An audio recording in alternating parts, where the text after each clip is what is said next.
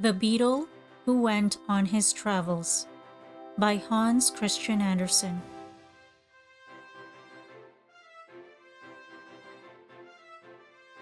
There was once an emperor who had a horse shod with gold. He had a golden shoe on each foot. And why was this? He was a beautiful creature, with slender legs, bright, intelligent eyes, and a mane that hung down over his neck like a veil. He had carried his master through fire and smoke in the battlefield, with the bullets whistling round him. He had kicked and bitten and taken part in the fight when the enemy advanced.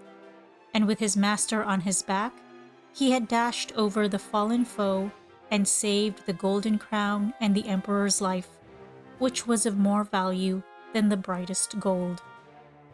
This is the reason the emperor's horse was wearing golden shoes. A beetle came creeping forth from the stable, where the farrier had been shoeing the horse. "Great ones first, of course," said he, "and then the little ones. But size is not always a proof of greatness." He stretched out his thin leg as he spoke. "And pray, what do you want?" asked the farrier. "Golden shoes," replied the beetle. "Why, you must be out of your senses," cried the farrier. "Golden shoes for you, indeed." "Yes, certainly, golden shoes," replied the beetle. "Am I not just as good as that great creature yonder, who is waited upon and brushed, and has food and drink placed before him? And don't I belong to the royal stables?"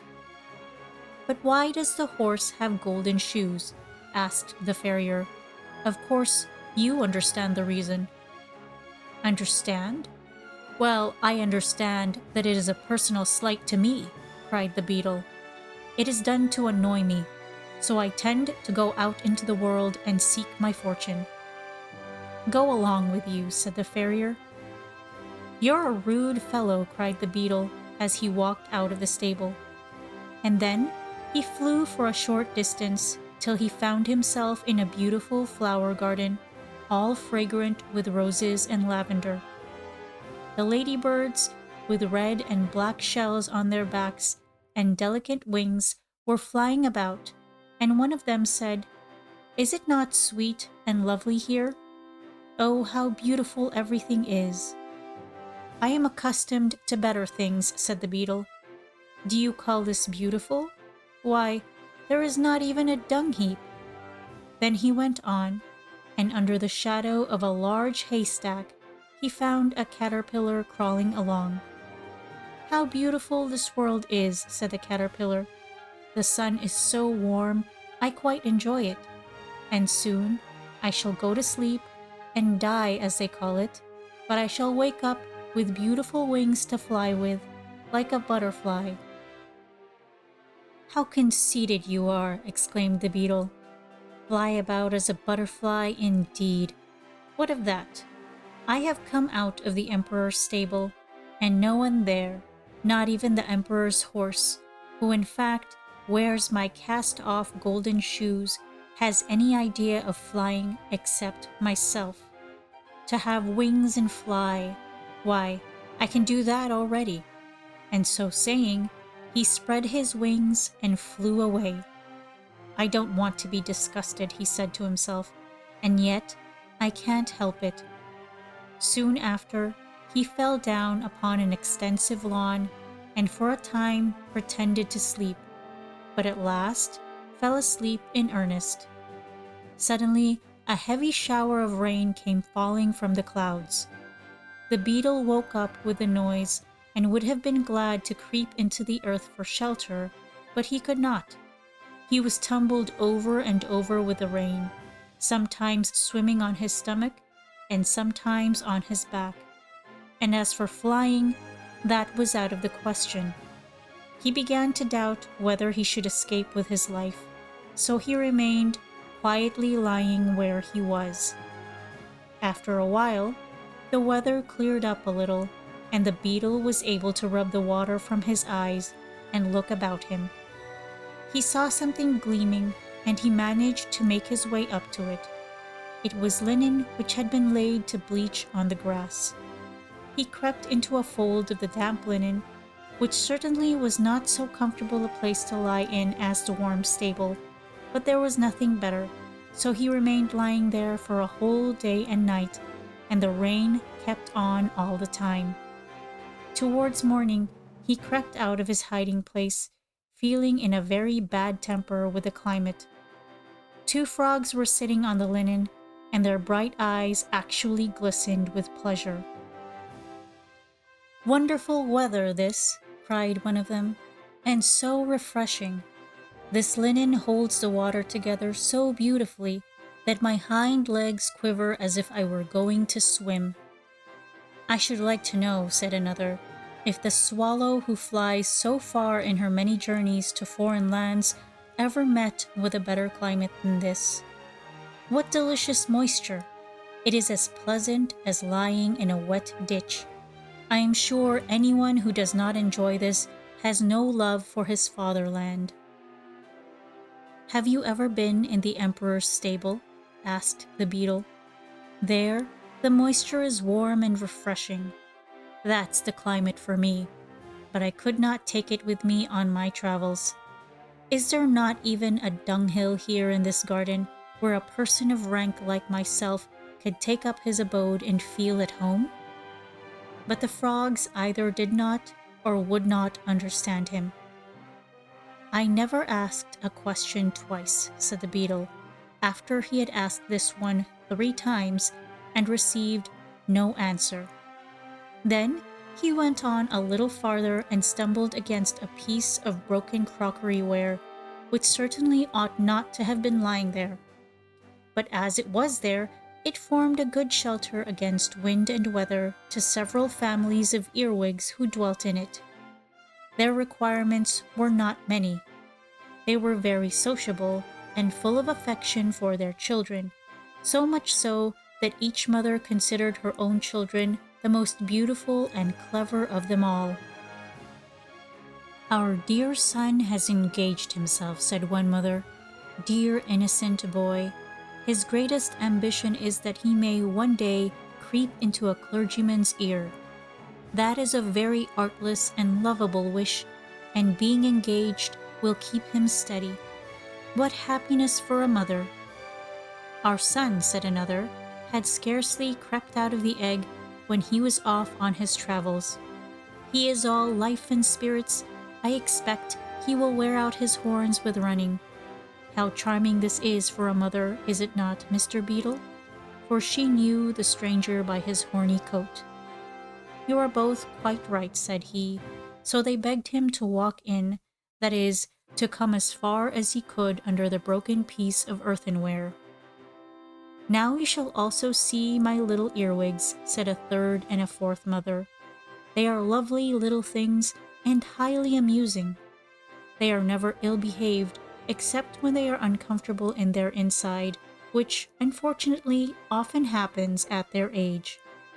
Thus, each mother spoke of her baby, and their babies talked after their own fashion, and made use of their little nippers they have in their tail to nip the beard of the beetle.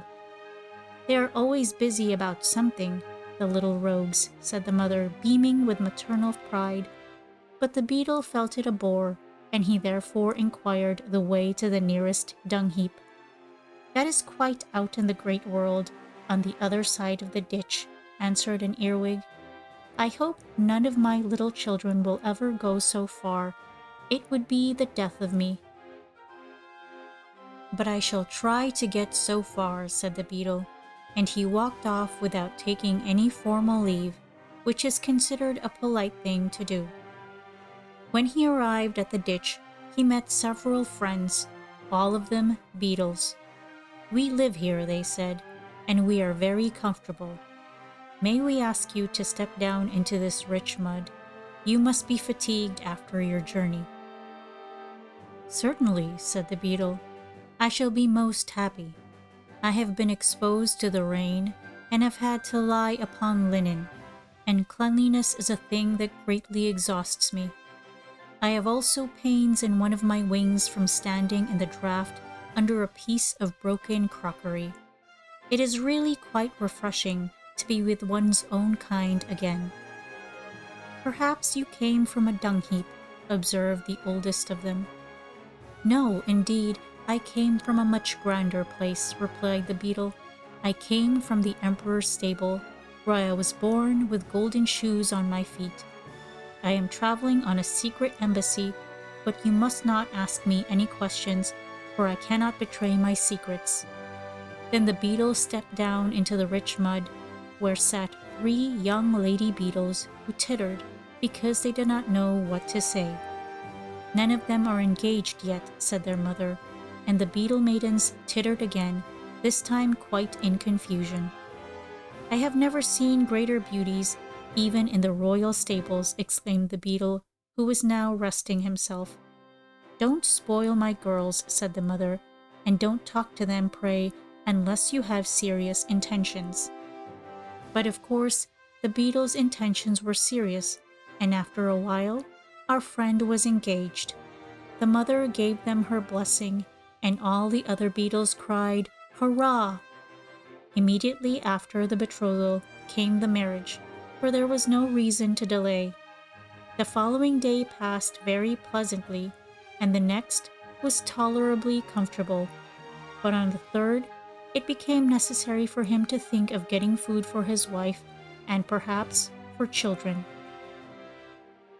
I have allowed myself to be taken in, said our beetle to himself, and now there's nothing to be done but to take them in return. No sooner said than done. Away he went, and stayed away all day and all night, and his wife remained behind, a forsaken widow. Oh, said the other beetles, this fellow that we have received into our family is nothing but a complete vagabond. He has gone away and left his wife a burden upon our hands. Well, she can be unmarried again, and remain here with my other daughters, said the mother. Fie on the villain that forsook her. In the meantime, the beetle, who had sailed across the ditch on a cabbage leaf, had been journeying on the other side. In the morning, 2 persons came up to the ditch. When they saw him, they took him up and turned him over and over, looking very learned all the time, especially one who was a boy. He translated the beetle's name into Latin and said a great deal upon the creature's nature and history. The second person, who was older and a scholar, proposed to carry the beetle home, as they wanted just such good specimens as this. Our beetle considered this speech a great insult, so he flew suddenly out of the speaker's hand. His wings were dry now, so they carried him to a great distance, till at last he reached a hothouse, where a sash of the glass roof was partly open, so he quietly slipped in and buried himself in the warm earth. It is very comfortable here, he said to himself, and soon after fell asleep. Then he dreamed that the emperor's horse was dying, and had left him his golden shoes, and also promised that he should have 2 more.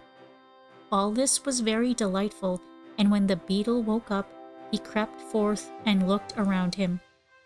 What a splendid place the hothouse was!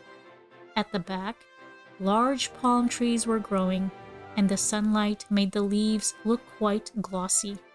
And beneath them, what a profusion of luxuriant green, and of flowers, red like flame, yellow as amber, or white as new fallen snow. What a wonderful quantity of plants, cried the beetle. How good they will taste when they are decayed. This is a capital storeroom. There must certainly be some relations of mine living here. I will just see if I can find anyone with whom I can associate. I'm proud, certainly, but I'm also proud of being so. Then he prowled about in the earth and thought what a pleasant dream that was about the dying horse and the golden shoes he had inherited. Suddenly a hand seized the beetle and squeezed him and turned him round and round. The gardener's little son and his playfellow had come into the hothouse, and seeing the beetle, wanted to have some fun with him. First, He was wrapped in a vine leaf and put into a warm trousers pocket. He twisted and turned about with all his might, but he got a good squeeze from the boy's hand as a hint for him to keep quiet. Then the boy went quickly towards a lake that lay at the end of the garden. Here, the beetle was put into an old broken wooden shoe in which a little stick had been fastened upright for a mast, and to this mast the beetle was bound with a piece of worsted. Now he was a sailor and had to sail away. The lake was not very large, but to the beetle it seemed an ocean, and he was so astonished at its size that he fell over on his back and kicked out his legs. Then the little ship sailed away. Sometimes the current of the water seized it, but whenever it went too far from the shore, one of the boys turned up his trousers and went in after it and brought it back to land.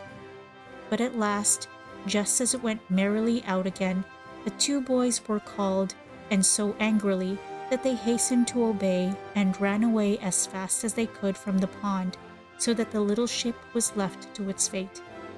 It was carried away farther and farther from the shore till it reached the open sea. This was a terrible prospect for the beetle, for he could not escape in consequence of being bound to the mast. Then a fly came and paid him a visit. "What beautiful weather," said the fly. "I shall rest here and sun myself. You must have a pleasant time of it." "You speak without knowing the facts," replied the beetle. "Don't you see that I am a prisoner?" "Ah, but I'm not a prisoner," remarked the fly, and away he flew. "Well, now I know the world," said the beetle to himself. "It's an abominable world. I'm the only respectable person in it. First, they refuse me my golden shoes. Then I have to lie on damp linen and to stand in a draught. And to crown all, they fasten a wife upon me. Then, when I have made a step forward in the world and found out a comfortable position, just as I could wish it to be, one of these human boys comes and ties me up and leaves me to the mercy of the wild waves while the emperor's favorite horse goes prancing about proudly on his golden shoes. This vexes me more than anything, but it is useless to look for sympathy in this world. My career has been very interesting, but what's the use of that if nobody knows anything about it? The world does not deserve to be made acquainted with my adventures, for it ought to have given me golden shoes when the emperor's horse was shod, and I stretched out my feet to be shod too. If I had received golden shoes, I should have been an ornament to the stable. Now I am lost to the stable and to the world. It is all over with me." But all was not over yet. A boat, in which were a few young girls, came rowing up. "Look, yonder is an old wooden shoe sailing along," said one of the younger girls. "And there's a poor little creature bound fast to it," said another. The boat now came close to our beetle's ship, and the young girls fished it out of the water. One of them drew a small pair of scissors from her pocket and cut the worsted without hurting the beetle, and when she stepped on the shore she placed him on the grass. "There," she said, "creep away or fly if thou canst. It is a splendid thing to have thy liberty." Away flew the beetle, straight through the open window of a large building. There he sank down, tired and exhausted, exactly on the mane of the emperor's favorite horse, who was standing in his stable. And the beetle found himself at home again. For some time he clung to the mane that he might recover himself.